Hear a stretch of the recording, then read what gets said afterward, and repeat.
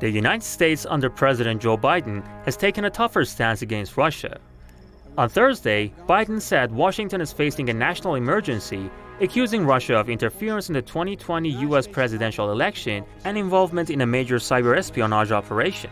Biden signed an executive order imposing sweeping sanctions against several Russian individuals and institutions, requiring the Treasury Department to block US financial institutions from purchasing bonds from the Central Bank of the Russian Federation, the National Wealth Fund of the Russian Federation, or the Ministry of Finance of the Russian Federation after June 14, and from lending funds to these institutions. Also, the US said it's expelling 10 personnel from Russia's diplomatic mission, claiming that some of them are representatives of intelligence services. But at the same time, the US president called for de-escalation with Russia. The way forward is through thoughtful dialogue and diplomatic process.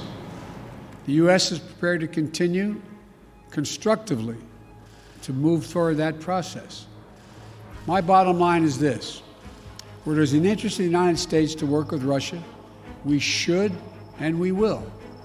Where Russia seeks to violate the interests of the United States, we will respond. Shortly after the announcement, the North Atlantic Council, the political decision-making body within NATO, released a statement in support of the US measures. Well, it seems to me that it's more appropriate and probably has been done for the Russians to declare a national emergency because they are the ones that are threatened, not the U.S.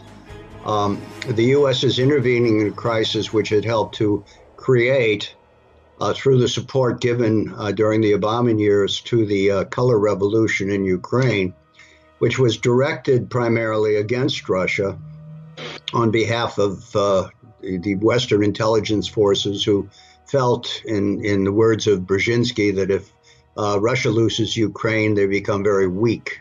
The developments come amid heightened tensions in eastern Ukraine, where pro-Russian forces and the Ukrainian military have clashed in recent weeks.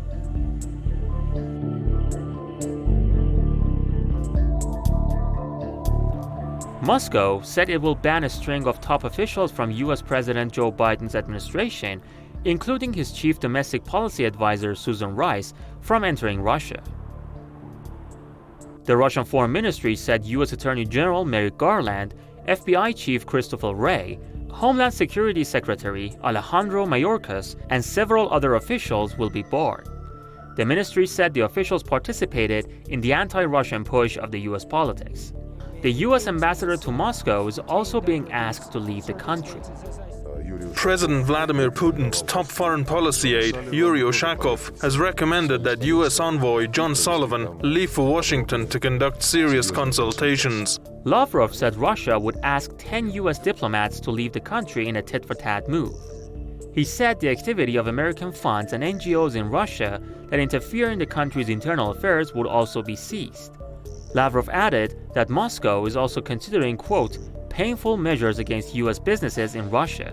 The policy as it's now formed is aimed at really reducing Russia as a major power.